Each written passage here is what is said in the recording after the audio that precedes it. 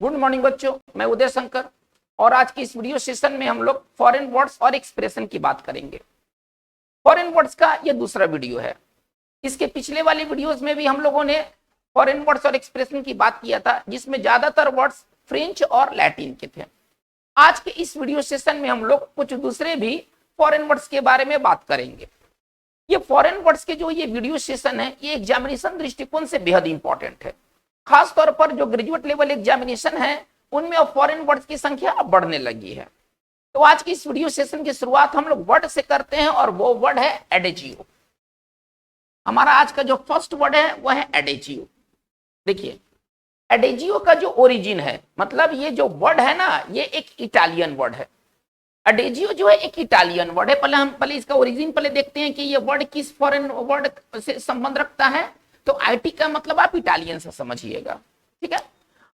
एडेजियो का मतलब होता है धीमे धीमे, धीमे गति से। खास तौर पर इसका जो यूज होता है ना, वो म्यूजिक फील्ड में होता है, ठीक है। तो एडेजियो का हम अगर इंग्लिश में अगर सिनोनिम्स लिखेंगे तो इसका लिखेंगे स्लोली, और इसका हिंदी होगा धीमे धीमे, ठीक है ना। लेकिन इसका जो यूज होता है वो म्यूजिक फील्ड में होता है।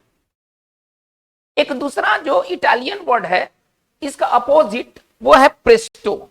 देखिए, अब प्रेस्टो इसका ना अपोजिट है, और प्रेस्टो भी एक इटालियन वर्ड है जिसका अर्थ होता है तेजी से, क्विकली, ठीक है ना। स्लोली का जो अपोजिट होगा वो क्विकली होगा। तो इटालियन ओरिजिन में ये दो वर्ड एक दूसरे के एंटोनिम्स का काम करते हैं। मतलब कि एडेजियो का मतलब होता है धीमे धीमे और प्रेस्टो का मतलब होता है तेजी से। तो इसका अगर सिनोनिम्स के बारे में बात करें तो इसका सिनोनिम्स हो जाएगा क्विकली, रैपिडली, ठीक है ना। और इसका अगर हिंदी लिखें तो तेजी से, तीव्र गति से। चलिए, ये ज्यादातर जो इटालियन जो वर्ड्स होते हैं वो म्यूजिक, फूड, आर्ट, इनसे संबंध रखते हैं। चलिए, अब हम आगे की ओर बढ़ते हैं। हमारा जो अगला जो वर्ड है वो इटालियन ही है, और वो है एफिसियोनाडो। देखिए, एफिसियोनाडो, इसका जो उच्चारण हम करेंगे वो इस तरह से करेंगे, एफिसियोनाडो।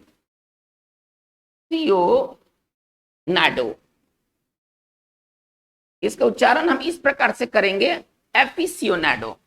और हमसे एक मिस्टेक हो गया है, ये एक इटालियन वर्ड नहीं है, ये एक स्पेनिश वर्ड है, ठीक है ना। एफिसियोनाडो का जो ओरिजिन है वो है स्पेनिश। देखिए, दो तरह के वर्ड हैं, एक है एफिसियोनाडो और एक वर्ड है कॉग्नोसेंटी।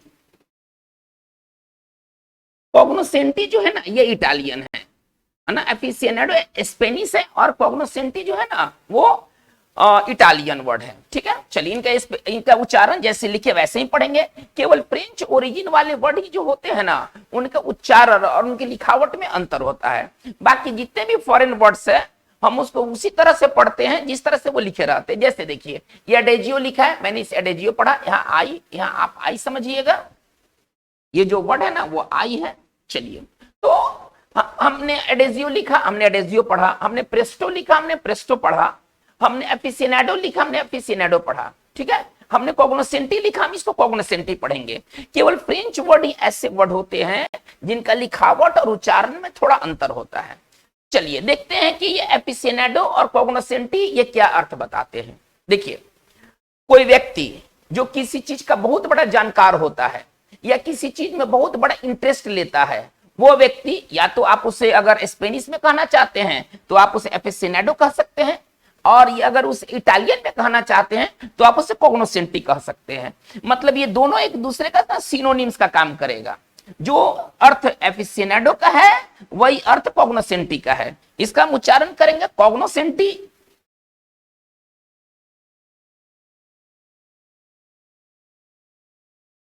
और ये एक इटालियन वर्ड है। चलिए, इन दोनों का अगर कॉमन अगर सिनोनिम्स देखें तो इनका जो कॉमन सिनोनिम्स होगा वो होगा एक्सपर्ट, जिसका आप हिंदी कह सकते हैं जानकार। अगर कोई व्यक्ति किसी चीज का अगर कॉग्नोसेंटी है या किसी चीज का एफिसियोनाडो है, इसका मतलब है कि उस चीज का वो जानकार है, ठीक है। जैसे कि हम सिंपल ऐसे कह सकते हैं, ही इज अ क्रिकेट एफिसियोनाडो। एफिसियोनाडो वह क्रिकेट का जानकार है, क्रिकेट में काफी इंटरेस्ट लेता है, काफी इंथुजियास्टिक होता है क्रिकेट के प्रति। तो एफिसियोनाडो और कॉग्नोसेंटी का अर्थ एक ही है, हालांकि इनके ओरिजिन अलग अलग हैं। एक जो है वो स्पेनिश है और जो दूसरा है वो इटालियन है। चलिए हम बात को हम लोग आगे लेके चलते हैं। हमारा जो नेक्स्ट वर्ड है वो है अलामोड। देखिए ये जो है ना, ये एक फ्रेंच वर्ड है, हालांकि ये वर्ड अलग अलग लिखा हुआ है। अगर हम इसको आम इंग्लिश की तरफ पढ़ते तो कैसे पढ़ते, अलामोड, लेकिन ये जो फ्रेंच वर्ड है ना, एक साथ इसको पढ़ा जाएगा अलामोड, ठीक है ना। इसका जो उच्चारण होगा, ये फ्रेंच वर्ड है और इसका जो उच्चारण होगा वो इस तरह से होगा, अलामोड। चलिए अलामोड क्या होता है, देखिए यदि कोई चीज अगर अलामोड है यानी कि वो फैशनेबल है, वो स्टाइलिश है, वो अप टू डेट है, अत्याधुनिक है, प्रचलित है, जो इन दिनों उसका चलन है। तो यदि कोई चीज यदि अलामोड है तो इसका मतलब हम कह सकते हैं वो चीज फैशनेबल है, वो चीज स्टाइलिश है, और इसको अगर हम कह दें तो इसका हिंदी होगा प्रचलित या अत्याधुनिक, या हम इसको सिंपल भाषा में कहें तो आधुनिक। यदि कोई चीज यदि अलामोड है यानी कि वो इन दिनों उसका चलन है, इन दिनों उसका प्रचलन है। चलिए अब इससे एक सेंटेंस देखा जाए, ये बस काफी समझ में आ जाएगा, ठीक है ना।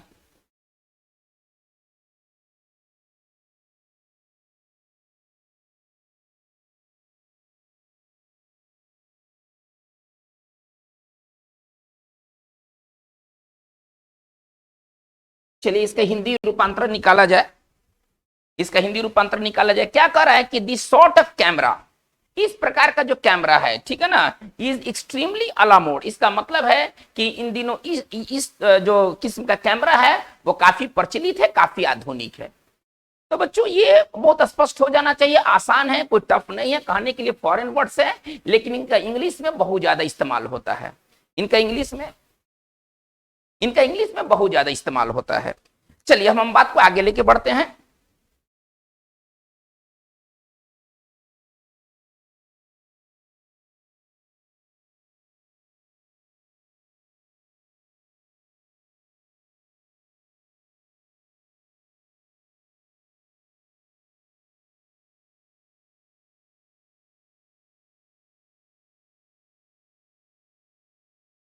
देखिए हमारा जो नेक्स्ट वर्ड है वो है एंग्स्ट। इसको पढ़ेंगे एंग्स्ट। ये इंग्लिश में इस्तेमाल होने वाला बहुत ही फ्रीक्वेंट वर्ड है, आप ऐसा समझिए, ठीक है ना। एंग्स्ट का बहुत ज्यादा इस्तेमाल होता है। एंग्स्ट एक जर्मन वर्ड है, आप ऐसे समझिए, और इसका मतलब होता है चिंता या घबराहट, ठीक है ना। हम इसको इंग्लिश में कह सकते हैं ए फीलिंग ऑफ एंग्जाइटी। इसका जो हिंदी होगा वो होगा चिंता या घबराहट, ठीक है। चलिए हम बात को हम आगे लेके चलते हैं। हमारा जो नेक्स्ट फॉरेन वर्ड्स है वो एक वर्ड है कैपे डीएम। देखिए इसको कैसे पढ़ेंगे, आर साइलेंट रहेगा, वैसे भी वॉवेल के बाद आर जो होता है ना वो नहीं बोला जाता है, या वो दबी आवाज में कहा जाता है। चलिए कार्पे डीएम, इसको पढ़ेंगे कैसे, कार्पे डीएम। और ये एक लैटिन वर्ड है, एल से आप लैटिन समझिएगा, ठीक है। तो चलिए कार्पे डीएम का मतलब क्या होता है, इसको अगर इंग्लिश में एक्सप्लेन करें तो इसका एक्सप्लेनेशन इस तरह से होगा, seize the day, seize the day. इसका हिंदी क्या होगा,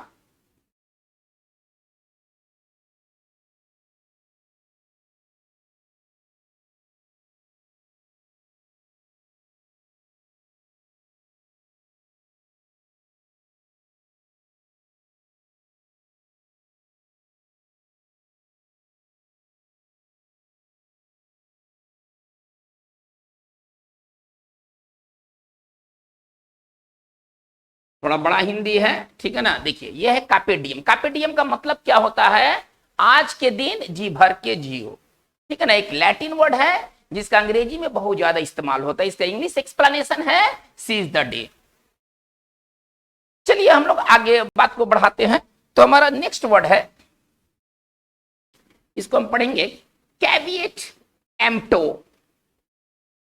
कैविएट एम्प्टो, देखिए इसका उच्चारण कैसे है, कैविएट एम्प्टो।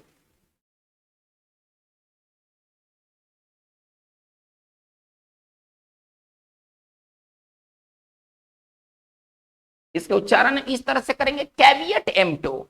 ये कैविएट एम्प्टो भी एक क्या कहते हैं, एक ये लैटिन वर्ड है, ठीक है ना। ये एल फॉर लैटिन आप समझिएगा, ठीक है ना। कैविएट एम्प्टो भी एक लैटिन वर्ड है जिसका मतलब होता है, ठीक है, बिवियर द बायर, बिवियर द बायर, इसका अर्थ होता है बिवियर द बायर। इसका मतलब है कि ये क्रेता जो बायर होते हैं ना, उसको वो सावधान करता है। तो इसका सिंपल अगर हिंदी कहें तो इसका हिंदी होगा क्रेता सावधान। मतलब एक लैटिन वर्ड है, आप ऐसे समझिए। कैविएट एम्प्टो क्या है? एक लैटिन वर्ड है जिसका मतलब होता है बिवियर द बायर, ठीक है ना, क्रेता सावधान। चलिए हम लोग बात को आगे लेके चलते हैं। एक बहुत अच्छा वर्ड है,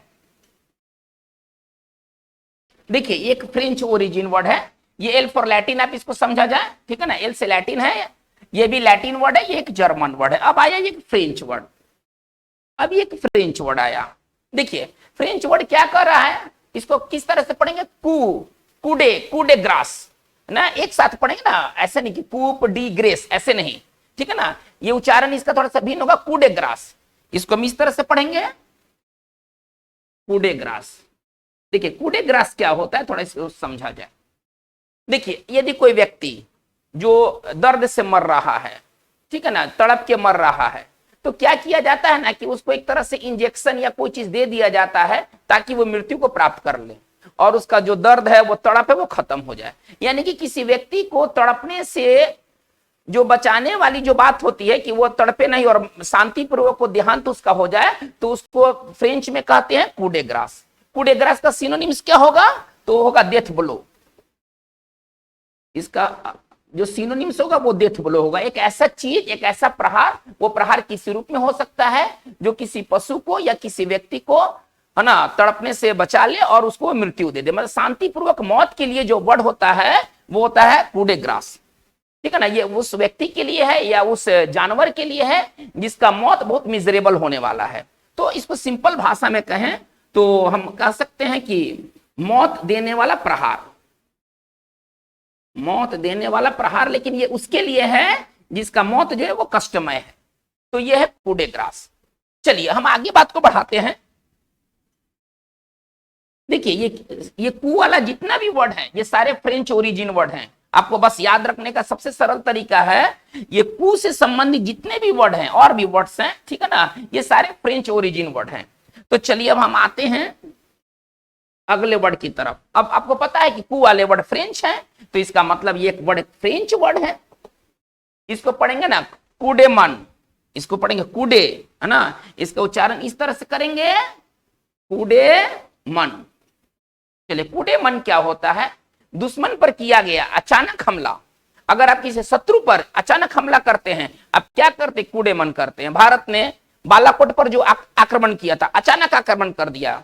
बालाकोट के जो लॉन्च पैड थे, जो टेररिस्ट के लॉन्च पैड थे, उनको नष्ट कर दिया। इसके पहले भी सर्जिकल स्ट्राइक जो किया था कश्मीर उस पार, वो भी क्या था? वो भी कूडेमन था, सडन अटैक ऑन एनिमी, ठीक है ना। इसको अगर हम तोड़ के लिखेंगे तो किस तरह से लिखेंगे? Sudden attack, sudden attack on enemy.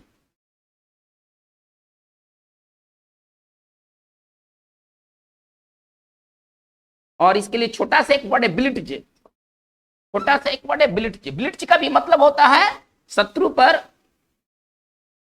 पर अचानक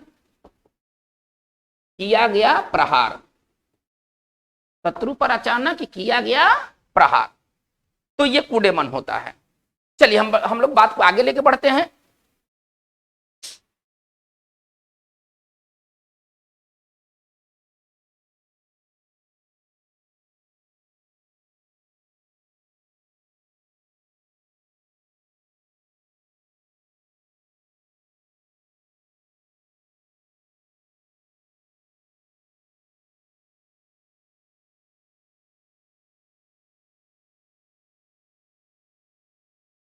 चलिए हम लोग आगे अगला वर्ड देखते हैं। हमारा नेक्स्ट वर्ड है डिट्रो। देखिए एक फ्रेंच वर्ड है, ये जो डिट्रो है एक फ्रेंच वर्ड है जिसका मतलब होता है ना, अनवांटेड अनवेलकम। यदि कोई व्यक्ति जिसको फालतू समझा जाता है, जो फालतू है वो क्या? डिट्रो है। कोई चीज जो अब अनावश्यक हो गया, अब उसका कोई वेलकम नहीं है, वो डिट्रो है। तो डिट्रो का मतलब क्या होता है अगर सिंपल भाषा में लिखें? इसका पहले उच्चारण देख लिया जाए। इसको उच्चारण किस तरह से पढ़ेंगे? डी ट्रोप। देखिए ये पी साइलेंट रहेगा, ठीक है ना, बस यहीं तक उच्चारण करेंगे, डी ट्रो। तो डिट्रो का मतलब क्या होता है अगर कहा जाए तो इसको हम लिख सकते हैं अनवांटेड अनवांटेड, ठीक है ना, अनवेलकम, और इसको हम कह सकते फालतू या अनावश्यक, जिसका आप कोई पूछ नहीं है, ठीक है ना, जो फालतू है, बेकार है, अनावश्यक है, वो चीज डिट्रो है। चलिए हम लोग बात को आगे लेके चलते हैं। देखिए हमारा जो नेक्स्ट वर्ड है वो एक बहुत अच्छा वर्ड है, इसको पढ़ेंगे डाइलेटेंटी, है ना, इसको पढ़ेंगे डीले, इसका ना डाई नहीं पढ़ेंगे, इसको पढ़ेंगे डिलेटेंटी, ठीक है ना। एक ये एक इटालियन वर्ड है डिलेटेंटी, जो एक इटालियन वर्ड है। तो आप ऐसे समझिए, यदि कोई व्यक्ति अगर डिलेटेंटी है, यानी कि वो पढ़ाई के प्रति सीरियस नहीं रहता, मस्त मौला टाइप का आदमी है, मन किया पढ़ा, मन किया नहीं पढ़ा, ठीक है ना। यदि कोई व्यक्ति डिलेटेंटी है, इसका मतलब है कि वो पढ़ाई के प्रति सीरियस नहीं है। तो चलिए इसके उच्चारण को थोड़ा सा देख लिया जाए, इसको पढ़ेंगे डीले, डाइले नहीं, डीले टेंटी। और इसको अगर सिंपल अगर साइनो अगर इंग्लिश में लिखे तो इसका साइन हो जाएगा डैबलर, डैबलर जो सीरियस नहीं हो, एमेच्योर, ठीक है ना। और इसका अगर सिंपल अगर हिंदी लिखे तो इसका हिंदी होगा मस्त मौला, इसका जो हिंदी होगा वो होगा मस्त मौला। यदि कोई व्यक्ति अगर डायलेटेंटी है, इसका मतलब है कि वो पढ़ाई के प्रति सीरियस नहीं है। चलिए हम लोग अगला वर्ड लेके चलते हैं, ये वर्ड है डॉपल गैंगर, ठीक है ना। डॉपल गैंगर ये एक जर्मन वर्ड है, पहले इसके ओरिजिन को समझा जाए। ये वर्ड है कौन, तो ये जर्मन वर्ड है, ठीक है ना। और इसका उच्चारण हम करेंगे डॉपल, कुछ खास नहीं है, डॉपल गैंगर। डॉपल गैंगर कौन होते हैं, किसी व्यक्ति का जो हम शकल होते हैं ना, वो डॉपल गैंगर कहलाते हैं। मतलब हम शकल व्यक्ति को ना डॉपल गैंगर कहते हैं। इसको हम किस प्रकार एक्सप्लेन करेंगे, double of a living person, एक वैसा व्यक्ति जो किसी जीवित व्यक्ति का हम शकल है। तो इसको आप सिंपल भाषा में आप कह सकते हैं हम शकल, किसी व्यक्ति का हम शकल उसका डॉपल गैंगर कहलाता है। चलिए हम लोग आगे बढ़ते हैं। देखिए हमारा जो अगला वर्ड है वो है, इसको पढ़ेंगे कैसे, आर साइलेंट रहेगा, भवेल के बाद आर नहीं होता है, ए साज, ए सातज, ए सातज, कैसे पढ़ेंगे, ए सातज, ठीक है ना, आर का उच्चारण नहीं होगा। देखिए ए सातज क्या होता है, किसी चीज का एक जो घटिया जो विकल्प होता है ना, उसका एच सातज कहलाता है, ठीक है ना। इसको हम कह सकते हैं इंफीरियर इमिटेशन, एक जर्मन वर्ड है, पहले इसका ओरिजिन पहले जान ले, ये कौन सा वर्ड है, तो एक जर्मन वर्ड है, और इसका मतलब होता है इंफीरियर, इंफीरियर है ना, सब्स्टिट्यूट, सब्स्टिट्यूट, या हम कह सकते हैं आर्टिफिशियल सब्स्टिट्यूट, ठीक है ना। और इसका अगर सिंपल अगर हिंदी कहें तो घटिया विकल्प, किसी चीज का इर्साज उसका घटिया विकल्प होता है, ठीक है ना। अब जैसे कि अगर हम कहते हैं, अगर कोई हम सेंटेंस लेते हैं, देखिएगा ए सातज कॉफी, यानी कि वो कॉफी जो कि एक्चुअल कॉफी का एक घटिया विकल्प है। अच्छा, ए साज का मतलब ये भी होता है, इसके दो मीनिंग है, इसका मतलब इसका दो मीनिंग है, एक मतलब है घटिया विकल्प, और दूसरा मतलब है कि जो रियल ना हो, जो जेन्युइन ना हो, जो नकली हो। तो इसका जो दूसरा क्या हम लिखेंगे, not real not genuine, not real या नॉट, इसको पढ़ेंगे जेन्युइन, थोड़ा ध्यान दिया जाए, इसको पढ़ा जाएगा जेन्युइन, इसका मतलब हम कह सकते हैं नकली। तो इत्साज का दो मतलब होता है, एक मतलब होता है घटिया विकल्प और दूसरा मतलब होता है नकली। जैसे कि कोई व्यक्ति घड़ियाली आंसू बहा रहा है, आंसू तो है नहीं, आंसू तो है नहीं, अब वो कृत्रिम आंसू बहा रहा है, ठीक है ना, नकली आंसू बहा रहा है। इस नकली आंसू के लिए क्या लिख सकते हैं, ए सातज, ठीक है ना, इमोशन, इमोशन का मतलब भावना या आंसू आप कह सकते हैं। तो बच्चों ये बहुत इंपॉर्टेंट ये फ्रेंच वर्ड और जर्मन वर्ड और इटालियन वर्ड्स हैं, ठीक है ना। ये सभी प्रकार के परीक्षाओं में, खासतौर पर जो यूनिवर्सिटी इंट्रेंस एग्जामिनेशन होते हैं, खासतौर पर जो प्रोफेशनल कोर्स के इंट्रेंस एग्जामिनेशन होते हैं ना, उनमें ये फॉरेन वर्ड्स अब काफी आने लगे हैं। कभी कभी तो जो सिनोनिम्स एंटोनिम्स है, एक पर्टिकुलर सेट ही होता है फॉरेन वर्ड्स का। ये फॉरेन वर्ड्स आपके काफी काम आने वाले हैं, और इनका इंग्लिश में ना बारंबार यूज होता है। चलिए हम लोग आगे बढ़ते हैं।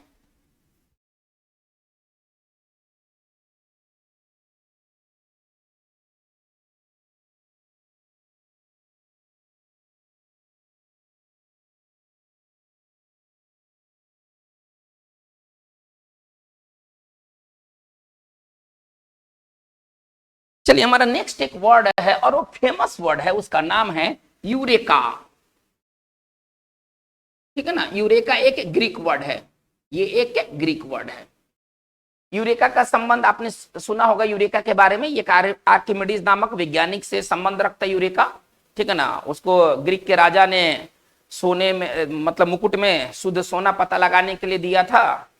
तो आर्किमिडीज साहब जो है स्नान कर रहे थे, अचानक उनको आभास हो गया कि ये जो मुकुट में शुद्ध सोने की मात्रा कितना है, और वह नहाने के दौरान ही वो सड़क पर दौड़ पड़े, बोले eureka eureka I have found it. तो यूरेका इसी से एक ग्रीक वर्ड जन्म लिया। ठीक है ना, यूरेका का मतलब होता है कि मैंने इसे पा लिया है ना। उन्होंने ऐसे चिल्लाते हुए दौड़े थे यूरेका यूरेका, वहां का राजा का नाम यूरेका था, eureka eureka I have found it.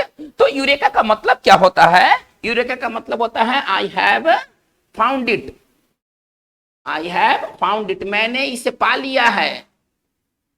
इसी से वर्ड जन्म ले लिया यूरेका, मैंने इसे पा लिया है, खोज लिया है, ये यूरेका का मतलब है। ठीक है, चलिए हम लोग बात को आगे बढ़ाते हैं। देखिए एक बहुत अच्छा वर्ड है होए प्लोए, इसको किस तरह से पढ़ेंगे? होए प्लोए, है ना, द यहां द लगा रहता है, द होए प्लोए। द होए प्लोए का मतलब क्या होता है ना, आम लोग, आम जनता को कहते हैं होए प्लोए। ठीक है ना, एक ये भी एक ग्रीक वर्ड है, आप इसको ग्रीक वर्ड समझें, और इसका मतलब क्या होता है? Common people.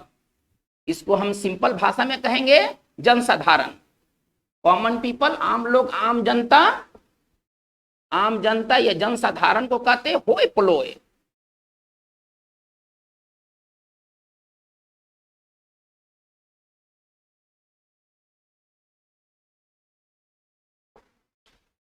नेक्स्ट हमारा जो वर्ड है वह है,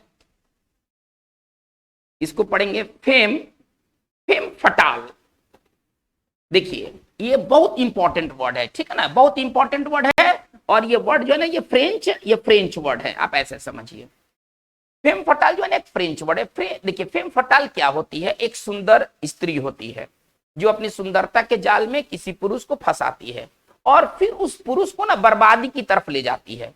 यानी कि एक वैसी सुंदर महिला जो कि डेंजरस हो, वो कहलाती है फेम फटाल। ये एक फ्रेंच वर्ड है, हम इसको कैसे सिंपल भाषा में लिखेंगे? ठीक है ना, एन अट्रैक्टिव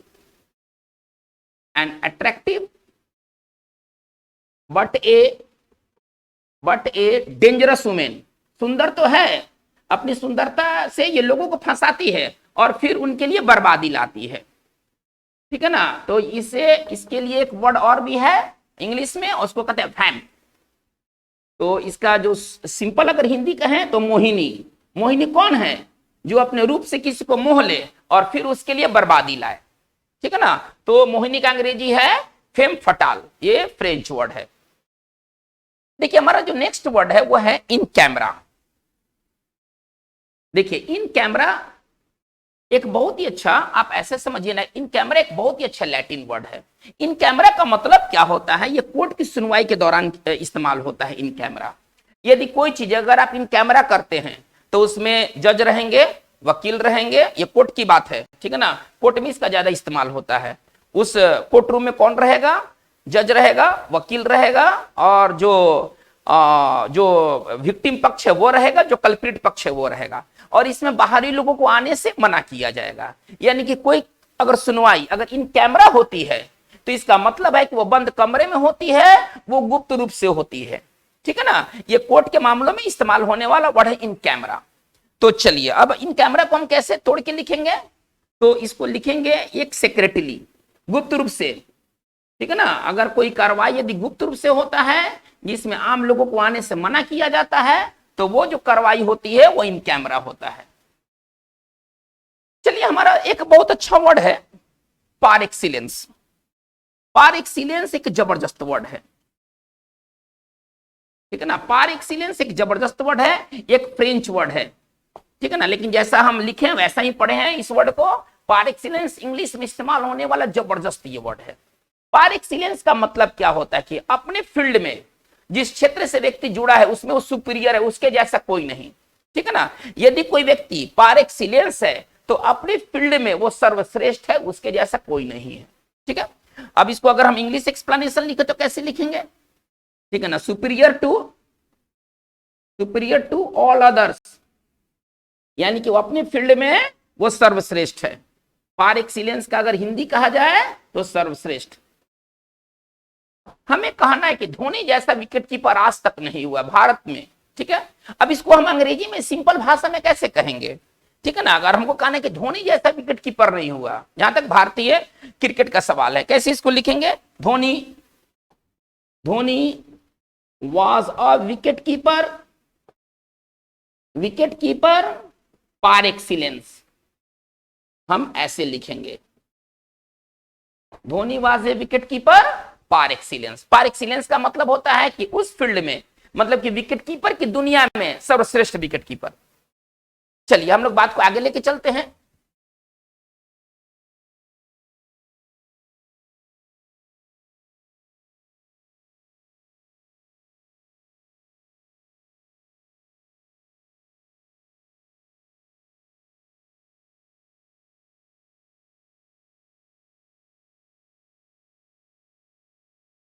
देखिए हमारा जो नेक्स्ट वर्ड है वह है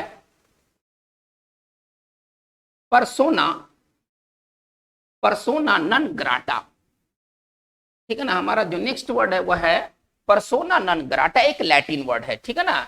परसोना नन ग्राटा एक लैटिन वर्ड है, थोड़ा इसको समझा जाए। देखिए परसोना नन ग्राटा का मतलब क्या होता है, वैसा व्यक्ति जो कि अनएक्सेप्टेबल है, अछूत है, बेकार का आदमी है, वो रहे चाहे नहीं रहे कोई मतलब नहीं है। मतलब किसी अनएक्सेप्टेबल, किसी अनवांटेड पर्सन को, वैसा पर्सन, फालतू का आदमी, आप इसको समझ लीजिए, ठीक है ना। हर घर में आपको एक ना एक आपको पर्सोना नॉन ग्राटा मिल ही जाएंगे। तो इसको हम कैसे लिखेंगे, इसको अगर सिंपल शब्दों में लिखना है तो एन अनएक्सेप्टेबल पर्सन, तो बेकार का आदमी को हम कहते हैं पर्सोना नॉन ग्राटा।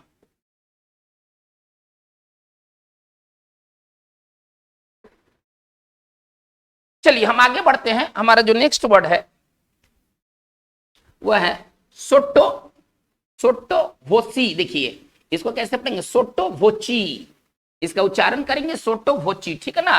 ये एक इटालियन वर्ड है, ये एक इटालियन वर्ड है, और इसको कहते हैं, इसका हिंदी होता है दबी आवाज में, दबी आवाज में, मतलब सोट्टो वोची का अर्थ होता है दबी आवाज में, ठीक है ना। इसको अगर हम एक्सप्लेन करें तो कैसे लिखेंगे, एक इटालियन वर्ड, आईटी से आप इटालियन समझिएगा, लिख सकते हैं इन ए क्वाइट वॉइस, इन ए क्वाइट वॉइस, और इसका अर्थ होता है दबी आवाज में। चलिए हमारा नेक्स्ट जो वर्ड है वो है वेंडेटा। हमारा अगला जो वर्ड है वो है वेंडेटा। वेंडेटा क्या है भाई, ये भी एक इटालियन वर्ड है, ये भी एक इटालियन वर्ड है जिसका मतलब होता है प्रतिशोध, ठीक है ना, जिसका अर्थ होता है प्रतिशोध। आप इसको कह सकते हैं फ्यूड, हिंसा, इसमें हिंसा का बात होती है, ठीक है ना। आप इसको कह सकते हैं हिंसा या प्रतिशोध, प्रतिशोध या एक तरह से हिंसा कह सकते हैं, ठीक है ना। तो ये होता है, क्या होता है, पॉलिटिकल सेंस में ना वेंडेटा का ज्यादा इस्तेमाल होता है। कभी कांग्रेस की सरकार थी तो बीजेपी नेताओं को तंग किया जा रहा था, आज बीजेपी की सरकार है तो कांग्रेसी नेताओं या दूसरे विपक्ष के नेताओं को तंग किया जा रहा है। तो ये क्या है, ये राजनीतिक बदला है, आप ऐसे समझिए, राजनीतिक प्रतिशोध है, जिसमें कभी कभी खून खराबे भी हो सकते हैं। तो इसको कहा जाता है ना, इसको कहा जाता है पॉलिटिकल, इसको क्या कहा जाता है, पॉलिटिकल वेंडेटा। ये जो हम जितने भी कार्रवाई देखते हैं ये सब क्या है, ये सब एक पॉलिटिकल वेंडेटा का एग्जाम्पल है। कभी बीजेपी के नेताओं पर कार्रवाई किया गया था, आज वहीं विपक्ष के दूसरे नेताओं पर कार्रवाई किया जा रहा है। तो इसको किस तरह से देखा जा रहा है, एज ए पॉलिटिकल वेंडेटा, राजनीतिक प्रतिशोध। चलिए हम लोग आगे बढ़ते हैं। हमारा अगला जो वर्ड है वह है वर्चुसो। हमारा नेक्स्ट जो वर्ड है वह है वर्चुसो। वर्चुसो भी क्या है, एक इटालियन वर्ड है, ठीक है ना। वर्चुसो भी एक इटालियन वर्ड है, आईटी से इटालियन आप समझिएगा। देखिए वर्चुसो का मतलब क्या होता है ना, कि जो व्यक्ति कला के क्षेत्र में प्रवीण होते हैं, कला में माहिर होते हैं, ठीक है ना। कोई व्यक्ति सितार बजाने में बहुत माहिर है, पंडित रविशंकर बहुत बड़े सितार के उस्ताद थे, तो पंडित रविशंकर को क्या कहेंगे, ठीक है ना, सितार वर्चुसो। कोई व्यक्ति है तबला वर्चुसो, ठीक है ना। तो वर्चुसो का ज्यादातर इस्तेमाल होता है, ठीक है ना, म्यूजिक फील्ड में। वो व्यक्ति जो कि म्यूजिक फील्ड में काफी प्रतिभावान है, हम इसको कह सकते हैं सिंपल भाषा में जीनियस, इसको सिंपल भाषा में कह सकते हैं जीनियस या एक्सपर्ट, ठीक है ना। और इसको हम कह सकते हैं मतलब इसको ऐसे कहा जाता है, उस्ताद कहा जाता है, ठीक है ना। उस्ताद उर्दू शब्द है, लेकिन उस्ताद का इस्तेमाल वहां पर होता है जो कि व्यक्ति म्यूजिक फील्ड में काफी आगे है, जैसे कि उस्ताद बिस्मिल्लाह खां। तो बच्चों हमारा जो फॉरेन वर्ड्स और एक्सप्रेशन के दूसरी वीडियो में इतनी सी बातें हुई, एक वीडियो आपको और आगे अवेलेबल होंगे। तो आज की बात हमारी यहीं तक रहेगी। आपको ये वीडियो कैसा लगा, इसमें क्या इंप्रूवमेंट और हो सकता है और क्या बेहतरी के लिए किया जा सकता है, आप अपने सजेशन को कमेंट बॉक्स में जरूर दें। अगर आपने इस चैनल को सब्सक्राइब नहीं किया है तो आप इसे सब्सक्राइब कर लें, इसमें रेगुलर तौर पर है ना चीजें अपलोड होती हैं। तो आज की बात बस इतना ही। Thank you very much.